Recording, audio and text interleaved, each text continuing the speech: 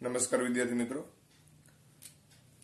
जेडबल NEET में धोरण 12 प्रकरण नंबर 13 ની આપણી ચર્ચા ચાલુ છે, જેની અંદર આજે આપણે સાયનાઇડ અથવા નાઇટ્રાઇલ સંયોજન અંગે ચર્ચા કરવા જઈ રહ્યા છીએ। તો સાયનાઇડ અથવા નાઇટ્રાઇલ આ વાસ્તવમાં આપણા પ્રકરણનું નામ એમાઇન સંયોજન છે, એટલે આપણા પ્રકરણમાં માત્ર એમાઇન સંયોજન અંગે જ ચર્ચા કરી છે, પણ આ ખરેખર તમે જોવા જાવ તો એન યુક્ત એટલે નાઇટ્રોજન યુક્ત કાર્બનિક સંયોજનનો એક પાર્ટ કહેવાય, કાર્બનિક સંયોજન। તો વાસ્તવમાં હવે આપણે જે ભણીએ છીએ ને એ નાઇટ્રોજન યુક્ત કાર્બનિક સંયોજનનો એક ભાગ કહેવાય, જે સાયનાઇડ અથવા નાઇટ્રાઇલ। તો તમે જાણો છો એ પ્રમાણે કે જેની સાથે સી ટ્રિપલ બંધ એન સમૂહ લાગેલો હોય એને આપણે સાયનાઇડ અથવા નાઇટ્રાઇલ તરીકે ઓળખીએ છીએ। આને કહેવાય સાયનાઇડ અથવા નાઇટ્રાઇલ। તો સાયનાઇડ અથવા નાઇટ્રાઇલ અંગે આપણે ચર્ચા કરવા જઈ રહ્યા છીએ। મિત્રો, સી ટ્રિપલ બંધ હોવાથી કાર્બનનું સંકરણ sp, નાઇટ્રોજનનું પણ સંકરણ sp, અણુ આકાર જે છે અહીંયા રેખીય સ્થિતિમાં ગોઠવાયેલો હોય, પણ ધ્યાનમાં એ રાખવાનું કે અહીંયા R તરીકે જો મિથાઇલ હોય તો પાછું આનું સંકરણ તો sp3 જ રહે, એમાં કોઈ ફેરફાર થશે નહીં, તો એ વસ્તુ પણ ધ્યાનમાં રાખવી। બીજું કે આ ત્રિબંધ પૈકી એક સિગ્મા અને બે પાઈ રહેલા હોય। દાખલા તરીકે આપણે એમ પૂછે કે ભાઈ મિથાઇલ સાયનાઇડમાં સિગ્મા અને પાઈ, તો બહુ સિમ્પલ ક્વેશ્ચન પૂછ્યો હોય ત્યારે ખાસ બંધારણ જે છે એ રજૂ કરી અને આન્સર આપવો, સીધો આન્સર આપવો નહીં। તો આ 4 સિગ્મા છે અને એક આમાં સિગ્મા છે, એટલે ટોટલ 5 સિગ્મા થશે અને 2 પાઈ થશે, બરાબર છે। તો આપણા આ સાયનાઇડ જે છે એના સંદર્ભની વાત થઈ, એના બંધારણ અંગેની વાત થઈ। હા મિત્રો, તમે જાણો છો એ પ્રમાણે કે જો આલ્કાઇલ સમૂહ જોડાયેલો હોય તો એને આલ્કાઇલ સાયનાઇડ કહેવાય, અને જો એરાઇલ સમૂહ જોડાયેલો હોય તો એને એરાઇલ સાયનાઇડ કહેવાય। એટલે સાયનાઇડમાં અહીંયા તમને આલ્કાઇલ સાયનાઇડ અને એરાઇલ સાયનાઇડ એવા બંને પ્રકારના સાયનાઇડ ઘટકો જોવા મળે। હાલમાં આઈયુપીએસસી તરીકે નાઇટ્રાઇલ તરીકે આનું નામકરણ કરવામાં આવે। નાઇટ્રાઇલ તરીકે નામકરણ કરો તો આ બંને કાર્બન સંખ્યાને ધ્યાને લેવાની, એટલે આનું નામ થશે ઇથેન નાઇટ્રાઇલ। જ્યારે આનું નામ થાય બેન્ઝીન, આ બેન્ઝીન અને કાર્બન છે એટલે બેન્ઝીન કાર્બોનાઇટ્રાઇલ। આની પેલા ફિનાઇલ સાયનાઇડ એનું સામાન્ય નામ લેવામાં આવતું, ફિનાઇલ સાયનાઇડ। સાયનોબેન્ઝીન તરીકે પણ એને ઓળખે છે, સાયનોબેન્ઝીન તરીકે પણ ઓળખે છે, બરાબર છે। તો આવા નામથી એને ઓળખવામાં આવે છે। બીજી વાત કે આનું સામાન્ય નામ બે કાર્બનના અનુરૂપ એસિટિક એસિડ ઉપરથી એસિટોનાઇટ્રાઇલ જે સામાન્ય નામ છે, એસિટોનાઇટ્રાઇલ। ઉપરાંત તમે મિથાઇલ સાયનાઇડ જો સાયનાઇડ તરીકે લ્યો તો આ કાર્બનને તમારે ગણવાનો નથી। તો આવી રીતે ખાસ ધ્યાનમાં રાખવું, મિથાઇલ સાયનાઇડ પણ એને કહી શકાય, એટલે આનું અલગથી નામ લખવું હોય આપણે તો મિથાઇલ સાયનાઇડ અથવા સાયનોમિથેન। તો આવા બધા નામથી એને ઓળખવામાં આવે। આઈયુપીએસસી તરીકે આપણે નાઇટ્રાઇલ ગ્રુપ જે છે એને મહત્વ આપવાનું છે, એટલે ઇથેન નાઇટ્રાઇલ અથવા બેન્ઝીન કાર્બોનાઇટ્રાઇલ જેવા આઈયુપીએસસી નામકરણ ધ્યાનમાં લેવા। હવે સાયનાઇડ સંયોજનની વાત કરવા જાય તો સાયનાઇડ સંયોજનમાં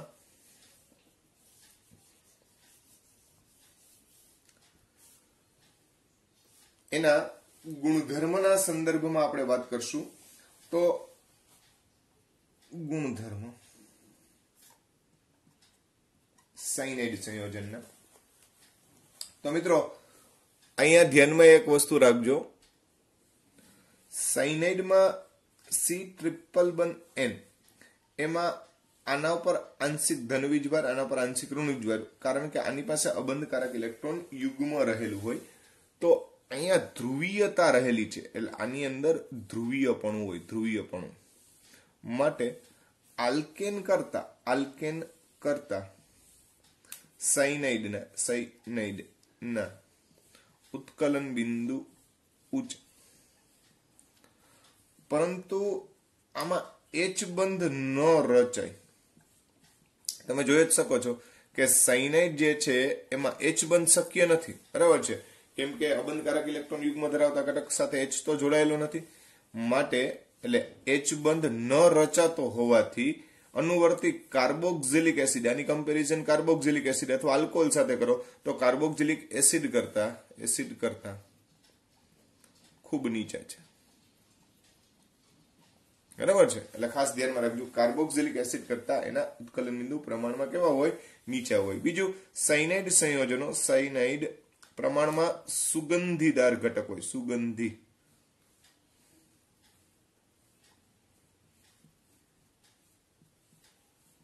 બરાબર છે, અને ઝેરી પણ ધરાવતા નથી, બિન વિષાલ, બરાબર. કાર્બનિક સાયનાઇડ ની વાત આવે છે, બરાબર છે. તો એ ઘટકો એટલા બધા ઝેરી હોતા નથી. એટલે આ વસ્તુ ખાસ ધ્યાનમાં રાખજો. અને સામાન્ય રીતે દ્રાવક તરીકે ઉપયોગમાં લેવામાં આવે, દ્રાવક તરીકે ઉપયોગી છે, બરાબર, અને અન્ય સંયોજનની બનાવટમાં ઉપયોગી છે. તો આ એની સામાન્ય માહિતી થઈ. હવે આપણે સાયનાઇડ જે છે એના નિર્માણ માટે જોઈએ તો તમને આની પહેલા સમજાવેલું હતું કે હેલાઇડ સંયોજનો જે છે, બરાબર છે, બનાવટ. તો આ આલ્કાઇલ હેલાઇડ એની જ્યારે આપણે પોટેશિયમ સાયનાઇડ સાથે ઇથેનોલની હાજરીમાં પ્રક્રિયા કરીએ તો પ્રક્રિયા થાય અને KX શું થાય? દૂર થાય. તો આપણને શું મળે? તો કે ભાઈ RCN મળે. શું મળે? RCN. એટલે આલ્કાઇલ સાયનાઇડ આપણને પ્રાપ્ત થશે, બરાબર છે. દાખલા તરીકે અહીંયા તમે CH3Cl લીધો હોય તો KCN સાથે પ્રક્રિયા કરો તો પ્રક્રિયા થઈ અને મિથાઇલ સાયનાઇડ પ્રાપ્ત થાય, અથવા ઇથેન નાઇટ્રાઇલ, મિથાઇલ સાયનાઇડ અથવા ઇથેન નાઇટ્રાઇલ, જે કયો મિથાઇલ સાયનાઇડ, બરાબર, અથવા ઇથેન નાઇટ્રાઇલ. હવે રાસાયણિક ગુણધર્મની જો ચર્ચા કરવા જાય મિત્રો, તો રાસાયણિક પ્રક્રિયાઓમાં સાયનાઇડ જે છે RC≡N, એનું એક આપણે રિડક્શન કરીએ, લિથિયમ એલ્યુમિનિયમ હાઇડ્રાઇડ વડે જો રિડક્શન કરવા જઈએ તો આપણને શું મળશે? તો કે ભાઈ RCH2NH2 એટલે કે પ્રાથમિક એમાઇન પ્રાપ્ત થાય, બરાબર છે. અને જો આપણે આનું જળ વિભાજન કરીએ, શું કરીએ? જળ વિભાજન. તો જળ વિભાજન કરવામાં આવે એટલે કે પાણીનો અણુ જે છે એમાં એડ કરવામાં આવે તો પ્રક્રિયા થાય એટલે RCOOH વત્તા NH3 મળે, બરાબર છે. થાય છે શું અહીંયા જળ વિભાજન દરમિયાન? તો કે 1, 2, 3 અને 4 હાઇડ્રોજન અને 2 ઓક્સિજન, એટલે કે ટોટલ પાણીના 2 અણુ વપરાય. કઈ રીતે પ્રક્રિયા કરશે? તો આ 3 H જે છે એ નાઇટ્રોજન સાથે જોડાઈ જાય એટલે એમોનિયા રિલીઝ થાય અને ત્યારબાદ RCOOH ખ્યાલ આવે છે. તો આ રીતે ટૂંકમાં બંધારણ જે છે એ સમજાવી શકાય. તો અહીંયા એસિડ સંયોજન બને છે અને આ જે છે એ એમાઇન સંયોજન બને છે, જેને આપણે પ્રાથમિક એમાઇન તરીકે વર્ણવેલો છે.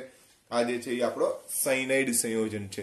તો સાયનાઇડના રિડક્શનથી પ્રાથમિક એમાઇન અને જળ વિભાજનથી કાર્બોક્સિલિક એસિડ પ્રાપ્ત થાય છે. આ ઉપરાંત બીજી 2 અગત્યની પ્રક્રિયાઓ છે જેમાં આલ્કોહોલ સાથે પ્રક્રિયા કે જેના દ્વારા એસ્ટર બની શકે, અને આ ઉપરાંત એની ગ્રિગ્નાર્ડ પ્રક્રિયક સાથેની પ્રક્રિયા છે જેની પણ આપણે ચર્ચા કરી લઈ. તો સાયનાઇડની આલ્કોહોલ સાથે પ્રક્રિયા. તો મિત્રો અહીંયા સાયનાઇડની આલ્કોહોલ સાથેની પ્રક્રિયા જોવા જાવ તો CH3CH2C≡N માની લ્યો કે આપણે અહીંયા ઇથાઇલ સાયનાઇડ લીધો છે, ઇથાઇલ સાયનાઇડ અથવા પ્રોપેન નાઇટ્રાઇલ. હવે એની આપણે ઇથેનોલ સાથે પ્રક્રિયા કરીએ, સાથે સાથે જલીય માધ્યમ એટલે કે પાણીની હાજરીમાં સાંદ્ર સલ્ફ્યુરિક એસિડ વડે ગરમી આપવાની, આપણે એટલે ગરમ કરવાના એની હાજરીમાં. તો થાય શું મિત્રો? તો કે ભાઈ અહીંયા તમે જાણો છો એ પ્રમાણે કે સાયનાઇડનું પેલા જળ વિભાજન થઈ અને કાર્બોક્સિલિક એસિડ બને, અને કાર્બોક્સિલિક એસિડ અને આલ્કોહોલ હંમેશા શું આપે? આપણને એસ્ટર આપે. તો અહીંયા આપણને આ ટાઈપનો એસ્ટર મળશે CH3CH2 આર નું રૂપાંતરણ CO અને O ઇન્ટુ CH2CH3 તો આ જે છે આપણો ઇથાઇલ પ્રોપેનોએટ બની જાય, ઇથાઇલ પ્રોપેનોએટ, બરાબર છે। તો આ રીતે એસ્ટર સંયોજન બને અને નાઇટ્રોજન છે એ કયા સ્વરૂપે જાય, એમોનિયા સ્વરૂપે। જે આપણે અગાઉ હમણાં જ સમજ્યા હતા કે સાયનાઇડ નું ખરેખર રૂપાંતરણ જે છે એ કેમાં થશે, તો કે ભાઈ કાર્બોક્સિલિક એસિડમાં, અને આ એસિડ અને આલ્કોહોલ જે ભેગા મળીને શું આપે છે, એસ્ટર આપે છે। તો આ એસ્ટરની બનાવટ થઈ કહેવાય, કોની બનાવટ થઈ કહેવાય, એસ્ટરની। અને ત્યારબાદની પ્રક્રિયા જે છે એ ગ્રિગ્નાર્ડ પ્રક્રિયક સાથેની પ્રક્રિયા છે, ગ્રિગ્નાર્ડ પ્રક્રિયક સાથેની પ્રક્રિયા, એ પણ આપણે વર્ણવી લઈએ।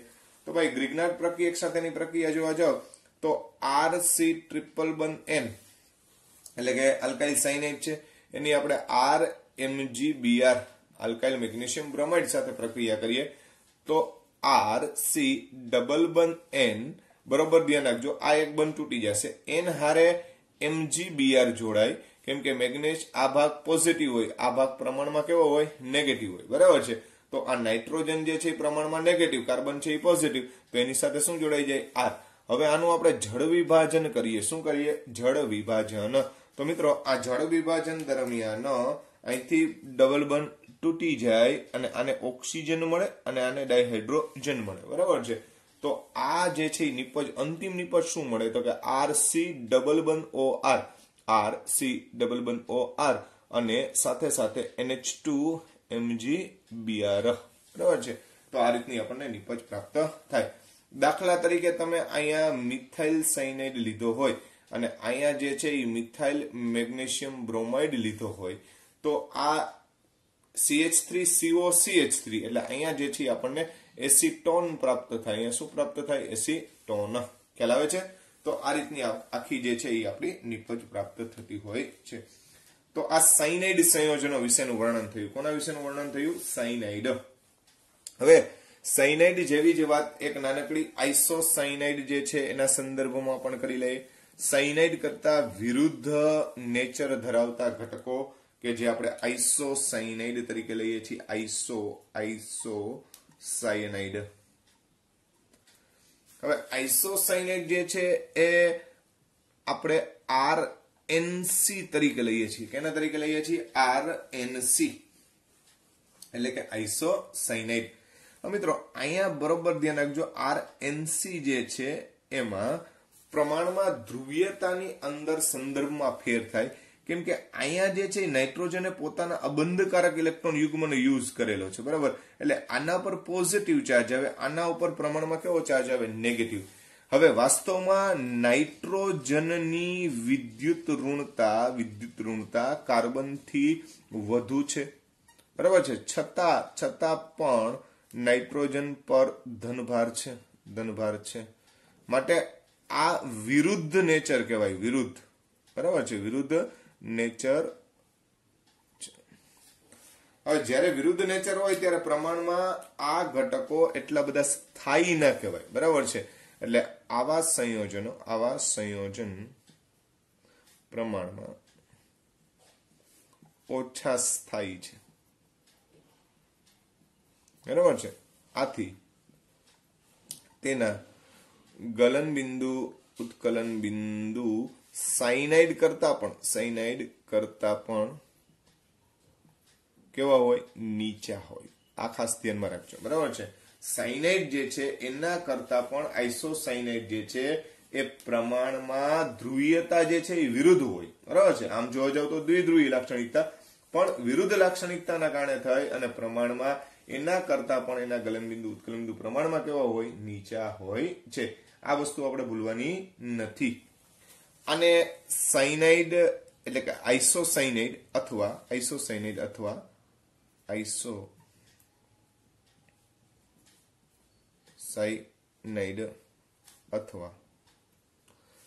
આઇસોનાઇટ્રાઇલ અથવા કાર્બાઇલ એમાઇન તરીકે ઓળખવામાં આવે, બરાબર। બીજી વાત કે આ સંયોજનો પ્રમાણમાં ખૂબ જ ખરાબ વાસ ધરાવે, ખૂબ જ ખરાબ વાસ ધરાવે છે. એટલે આની સ્મેલ સારી હોય નહીં, બેડ સ્મેલ છે એમ કહી શકાય, દુર્ગંધ ધરાવે છે ટૂંકમાં કહીએ તો. એટલે આ દુર્ગંધયુક્ત ઘટકો છે, પ્રમાણમાં ખૂબ ઝેરી છે, બરાબર છે. ઓલા પ્રમાણમાં બિન વિષાલુ હતા, આ વિષાલુ છે. કેવા છે? વિષાલુ ઘટકો છે. એટલે પ્રમાણમાં ખરાબ વાસ ધરાવે છે અને વિષાલુ પણ છે. હવે આના નિર્માણની જો વાત કરવા જાય તો આની પહેલા પણ એક રેફરન્સ આપ્યો તો, ફરીથી પાછી એને જ વાત કરી દઈએ. તો આઇસોસાયનાઇડના નિર્માણની વાત કરવા જઈએ તો આલ્કાઇલ હેલાઇડ એની AgCN સાથે પ્રક્રિયા કરવાની, સિલ્વર સાયનાઇડ સાથે, બરાબર છે. તો સિલ્વર સાયનાઇડ હારે જેવી પ્રક્રિયા કરશો એટલે RNC બનશે અને AgX છે એ રિલીઝ થશે. તો આ જે છે એ આઇસોસાયનાઇડ બને. દાખલા તરીકે CH3Cl હોય એની AgCN સાથે પ્રક્રિયા કરો તો CH3NC બને અને AgCl છૂટો પડી જાય. આ જે બન્યો એ મિથાઇલ આઇસોસાયનાઇડ અથવા કહેવાય ઇથેન આઇસોનાઇટ્રાઇલ, બરાબર છે. આ યુપીએસસી થશે, બરાબર છે. એસિટો આઇસોનાઇટ્રાઇલ એ સામાન્ય થશે, એસિટિક એસિડ ઉપરથી એસિટો આઇસોનાઇટ્રાઇલ. તો આવા નામથી એને ઓળખવામાં આવે છે. બીજી વાત કે અહીંયા RCN અને RNC બને ક્રિયાશીલ સમૂહ સમઘટક કહેવાય. આ ખાસ ધ્યાનમાં રાખજો, બરાબર છે. અણુસૂત્ર બેના સમાન હોય, બંધારણ સૂત્રમાં ક્રિયાશીલ સમૂહ અલગ હોવાથી એને આપણે ક્રિયાશીલ સમૂહ સમઘટક તરીકે ઓળખીએ છીએ. હવે એના રાસાયણિક ગુણધર્મોમાં બહુ સિમ્પલ ચર્ચા કરવા જઈએ તો એટલે રાસાયણિક પ્રક્રિયાઓ, બરાબર છે. તો આપણી પાસે RN=C એટલે કે આઇસોસાયનાઇડ ઘટક છે. આ આઇસોસાયનાઇડ નું રિડક્શન લિથિયમ એલ્યુમિનિયમ હાઇડ્રાઇડ વડે કરી ઓની જેમ જ, બરાબર છે. તો આપણને RNHCH3 પ્રાપ્ત થાય. એટલે આ જે સંયોજન થયો ને એ દ્વિતીયક એમાઇન પ્રાપ્ત થશે. અહીંયા 20 એમાઇન પ્રાપ્ત થાય. એટલે કે દ્વિતીયક એમાઇન જે છે એ આના દ્વારા પ્રાપ્ત થાય છે. ત્યારબાદ આઇસોસાયનાઇડ જે છે આપણો આઇસોસાયનાઇડ RN=C. આ આઇસોસાયનાઇડ નું જળ વિભાજન, આ રિડક્શન આ છે એ જળ વિભાજન.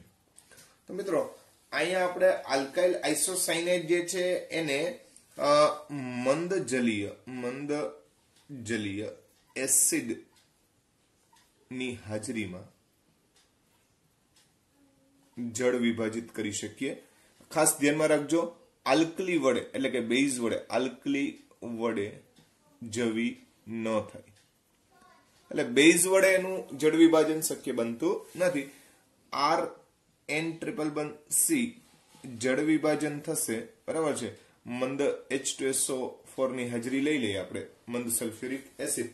તો એની હાજરીમાં પ્રક્રિયા થાય એટલે એની જેમ જ પાણીના બે અણુ જે છે એ જળ વિભાજન વાપરે તો RNH2 બને અને સાથે સાથે ફોર્મિક એસિડ ઉત્પન્ન થાય.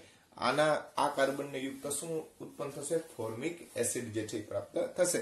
તો અહીંયા પણ આપણને પ્રાથમિક એમાઇન પ્રાપ્ત થાય છે. કોના જળ વિભાજનથી? આઇસોસાયનાઇડ. ઓમાં જળ વિભાજન થતું એટલે કાર્બોક્સિલિક એસિડ ને એમોનિયા મળતો હતો સાયનાઇડમાંથી. આઇસોસાયનાઇડમાં આપણને આ ટાઈપની પ્રક્રિયા તમને જોવા મળશે. બીજી એક વાત કે જ્યારે આઇસોસાયનાઇડ જે છે એને ગરમ કરવામાં આવે, આઇસોસાયનાઇડ શું કરવામાં આવે? ગરમ કરવામાં આવે. તો પ્રમાણમાં તાપમાન અહીંયા 250 ડિગ્રી સેલ્સિયસ જેટલું આપણે રાખીએ તો આઇસોસાયનાઇડ જે છે એ સાયનાઇડમાં રૂપાંતરણ પામે. આ આઇસોસાયનાઇડ જે છે એ કેમાં રૂપાંતરણ પામશે? સાયનાઇડ સંયોજનમાં રૂપાંતરણ પામે છે. તો ભાઈ આ જુદી જુદી પ્રક્રિયાઓ કે જે આઇસોસાયનાઇડ દ્વારા દર્શાવવામાં આવે છે, જેની આપણે વિગતે ચર્ચા કરી છે. ત્યાર પછી નાઇટ્રો સંયોજન અંગે ચર્ચા કરવી છે. તો આપણું ત્રીજું આજનું સંયોજન છે નાઇટ્રો સંયોજન. નાઇટ્રો સંયોજનો. તો મિત્રો RnO2 એટલે કે NO2 સમૂહ ધરાવતા સંયોજન, જેને આપણે નાઇટ્રો સંયોજન તરીકે ઓળખીએ છીએ. નાઇટ્રો સંયોજનમાં N ડબલ બંધ O સિંગલ બંધ O. વાસ્તવમાં તમે જાણો છો એ પ્રમાણે સવર્ગ સહસંયોજક બંધ જે છે એ રચાયેલો હોય અને આ હંમેશા સંસ્પંદન તમને જોવા મળે. એટલે N ડબલ બંધો સિંગલ બંધો, એટલે અહીંયા જે છે હંમેશા સંસ્પંદન જોવા મળે. એટલે આ ઘટકો પ્રમાણમાં ખૂબ સ્થાયી છે એવું કહી શકાય. પ્રમાણમાં નાઇટ્રો સંયોજન જે છે એ ખૂબ સ્થાયી છે એવો આપણે ઉલ્લેખ કરી શકીએ. શું કામ? તો કે NO2 સમૂહ જે છે એ સંસ્પંદન બંધારણ ધરાવે અથવા સંસ્પંદન જે છે એની અંદર જોવા મળે છે. હવે આ સંયોજન જે છે એમાં નામકરણમાં તો બધાને આવડે જ છે ભાઈ કે CH3NO2 હોય તો આપણે એને બોલીએ છીએ નાઇટ્રોમિથેન. શું બોલીએ છીએ? નાઇટ્રોમિથેન. એટલે નાઇટ્રો પૂર્વક તરીકે લખવામાં આવે. CH3 CHNO2 CH3 હોય તો નાઇટ્રો સમૂહ જે છે એ જ્યાં જોડાયેલો ત્યાં લઘુત્તમ ક્રમ મળે એ રીતે આપણે નંબર આપી દેવાના. તો આપણે આને કહીએ છીએ નાઇટ્રોપ્રોપેન. પણ નાઇટ્રો સમૂહ જે છે એ 2 નંબર ઉપર છે, એટલે કે 2 નાઇટ્રોપ્રોપેન એના તરીકે આપણે એને ઓળખીએ છીએ.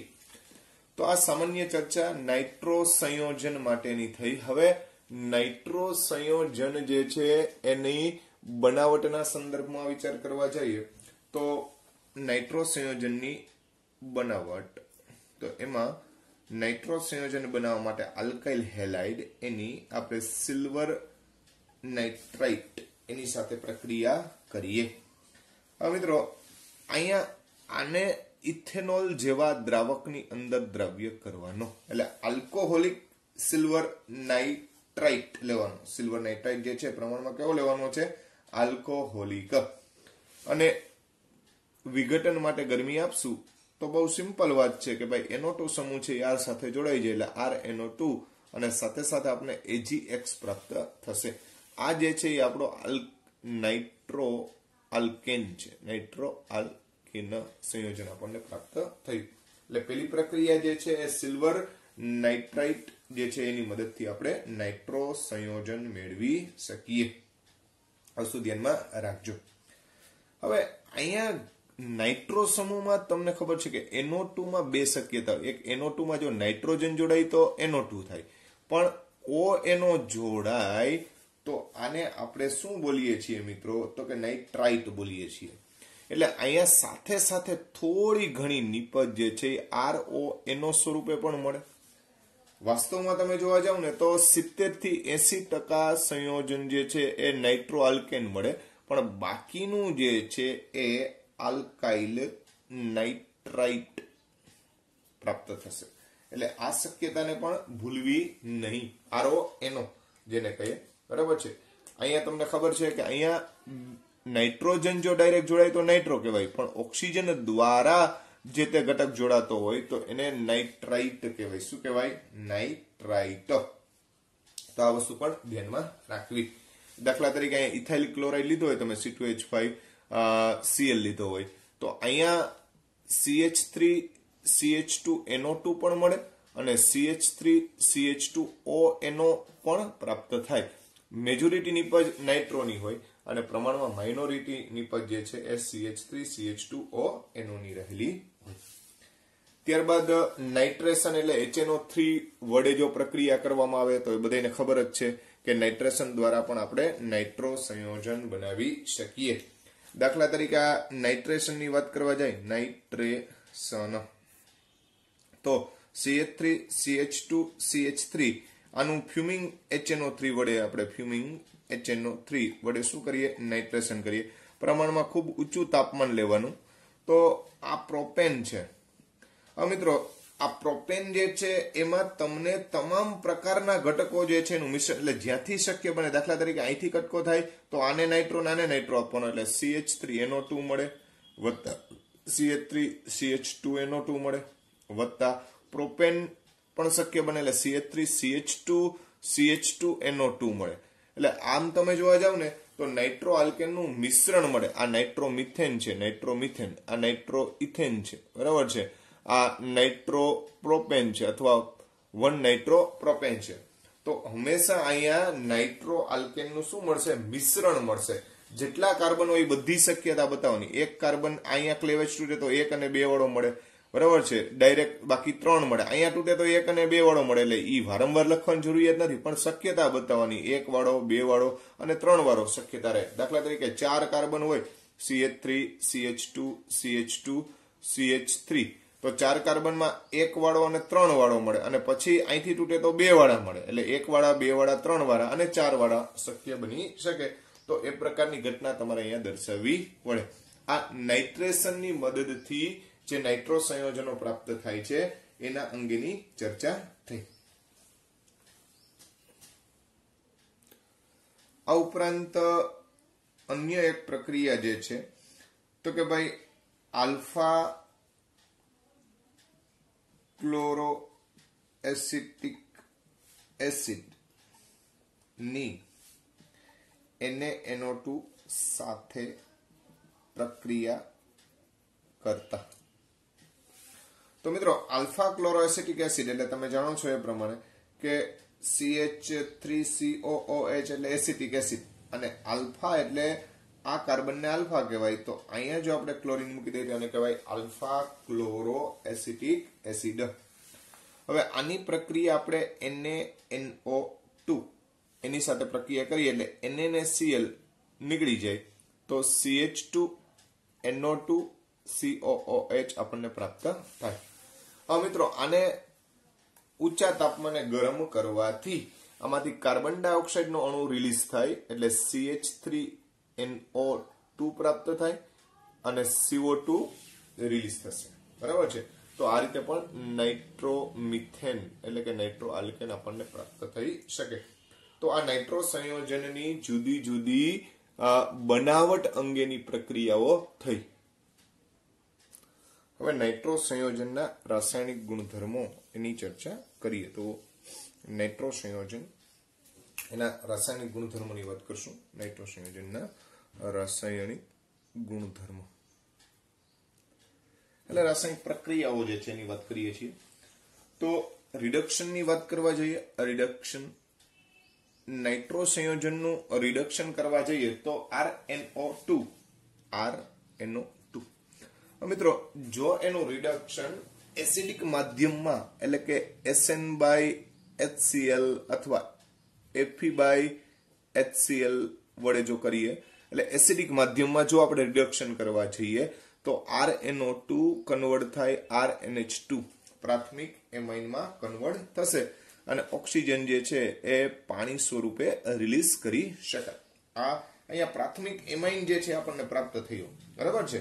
પરંતુ જો તમે ખાસ ધ્યાનમાં રાખજો બીજું જે રિડક્શન જે છે એ આ એસિડિક રિડક્શન એવો શબ્દ બોલીએ એટલે એસિડિક માધ્યમમાં પ્રક્રિયા કરવામાં આવે. પરંતુ તટસ્થ રિડ્યુસિંગ એજન્ટ લઈએ, તટસ્થ રિડ્યુસિંગ એજન્ટ તો શું થશે? તો ભાઈ દાખલા તરીકે ઝિંક ડસ્ટ એટલે ઝિંક પાવડર અને સાથે સાથે ઝિંક પાવડરની સાથે એમોનિયમ ક્લોરાઇડ ઉમેરવામાં આવે NH4Cl. તો આવા રિએજન્ટની મદદથી જો આપણે રિડક્શન કરતા હોય તો RNO2 એનું રૂપાંતરણ ઝિંક ડસ્ટ અને એમોનિયમ ક્લોરાઇડની હાજરીમાં પ્રક્રિયા થઈ અને આપણને હાઇડ્રોક્સિલ એમાઇન પ્રાપ્ત થાય. શું પ્રાપ્ત થાય? Hydroxyl amine. એટલે આ જે છે એ RNHOH સ્વરૂપમાં રૂપાંતરણ થઈ જશે, જેને આપણે N આલ્કાઇલ હાઇડ્રોક્સિલ એમાઇન કહી શકીએ. હાઇડ્રોક્સિલ એમાઇન કહી શકીએ, બરાબર છે। દાખલા તરીકે અહીંયા નાઇટ્રોમિથેન છે, નાઇટ્રોમિથેન એનું SN/HCl વડે પ્રક્રિયા કરી તો આપણને CH3NH2 પ્રાપ્ત થયું, પણ આ જ વસ્તુ જો આપણે Zn ડસ્ટ અને NH4Cl વડે પ્રક્રિયા કરીએ તો CH3NHOH મળે, જેને કહેવાય N-મિથાઇલ હાઇડ્રોક્સિલ એમાઇન। રેડી? તો આ રીતે આપણે રિડક્શન જે છે એમાં બે વેરાયટી જે છે એ આપણને જોવા મળશે। ત્યાર પછી એક અતિ મહત્વની પ્રક્રિયા જે છે એની આપણે ચર્ચા કરી લઈએ। એ પ્રક્રિયાનું નામ છે વિક્ટર મેયર ટેસ્ટ। એ પ્રક્રિયાનું નામ છે વિક્ટર મેયર કસોટી અથવા ટેસ્ટ। પ્રાથમિક, દ્વિતીયક અને તૃતીયક નાઇટ્રોના સંદર્ભમાં છે। હવે નાઇટ્રો સંયોજન જે કાર્બન સાથે જોડાયેલો હોય એ અન્ય એક જ આલ્કાઇલ સમૂહ સાથે જોડાય તેને પ્રાથમિક કહેવાય, બરાબર છે। તો RCH2NO2 આ જે છે એ પ્રાથમિક નાઇટ્રો સંયોજન કહેવાય કે ઈ જેની આરે છે એક જ આલ્કાઇલ સમૂહ સાથે છે, બરાબર છે।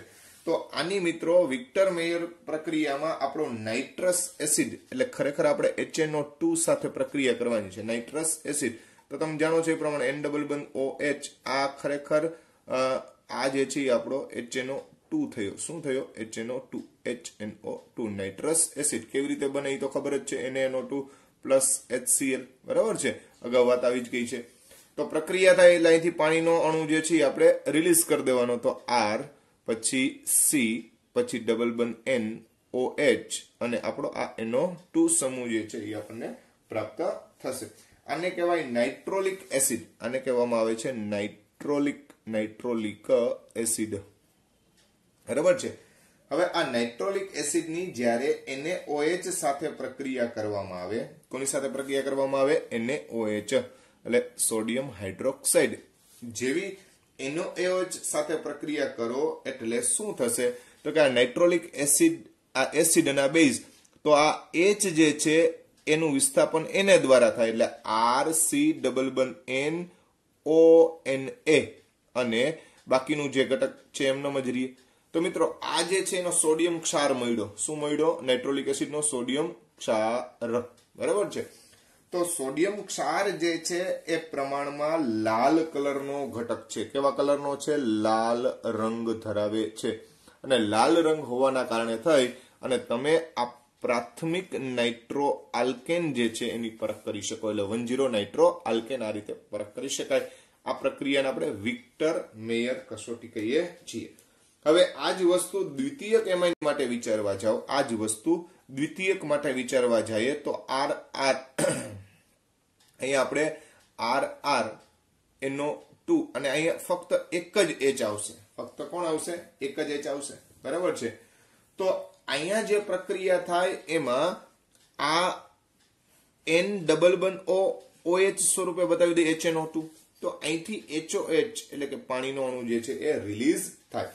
તો અહીંયા જે નિપજ જે છે એ આપણી શું મળશે? તો કે R ટ્વાઇસ એટલે આ R જે છે ટ્વાઇસ લખીએ, CNO2 એમ રાખીએ અને આ જે છે એ N-double-bond-O સ્વરૂપે અહીંયા જોડાઈ જાય।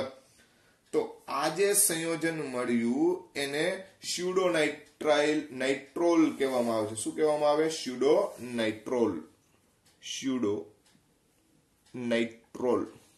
સ્યુડો એટલે આભાસી, બરાબર છે। આ નાઇટ્રોલ પ્રકારનું સંયોજન પ્રાપ્ત થયું કહેવાય।